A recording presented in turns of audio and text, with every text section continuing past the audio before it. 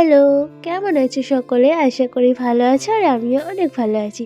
তো আজকে দুজনে মিলে ভাবলাম যে একটু আমের শরবত খাওয়া যাক। কারণ এই গরমে তো একদিনও আমরা আমের শরবত করে খাইনি। কারণ হচ্ছে আজ খাবো কাল খাবো করে এই গরম থেকে বর্ষাকাল চলে আসলো। শরবত আর বানানো হচ্ছিল না, তাই ফাইনালি আজকেই হচ্ছে। যাই হোক, আমি গাছ থেকে একটা আম পেড়ে নিলাম আর এইদিকে আমরা গান করছিলাম আর নাচছিলাম। তো অমৃতাও বাড়ি থেকে কটা আম নিয়ে এসেছিল। আর এইদিকে পুদিনা পাতার অবস্থাটা দেখো, একদম পুরো বাজে, নষ্ট হয়ে গেছে। তো এখান থেকে যে কটা আর কি পাওয়া যায় তাই অমৃতা এখানে বেছে নিচ্ছে। আর এদিকে বাইরের ওয়েদারটা দেখো, প্রচুর মেঘ করেছে, একটু পরেই মনে হয় ঝমঝম করে বৃষ্টি আসবে। তো পুদিনা পাতা এই কটা বেঁচেছে আর এইগুলো সব নষ্ট হয়ে গেছে।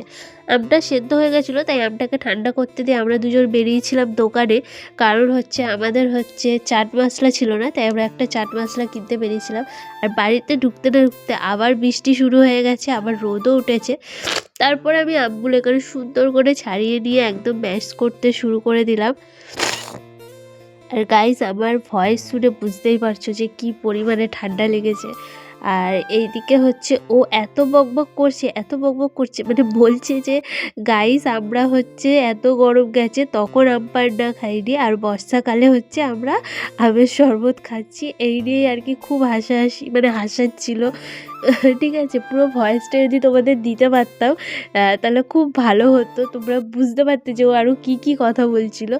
তো যাই হোক, এই যে আমাদের আমের শরবত রেডি হয়ে গেছে আর এখানে আমরা দুজন খাচ্ছিলাম। কিন্তু এত টক হয়েছে কি বলবো, অনেকটা চিনি দেওয়ার পরেও কিন্তু প্রচুর টক হয়েছিল, আমরা ঠিক করে খেতে পারছিলাম না।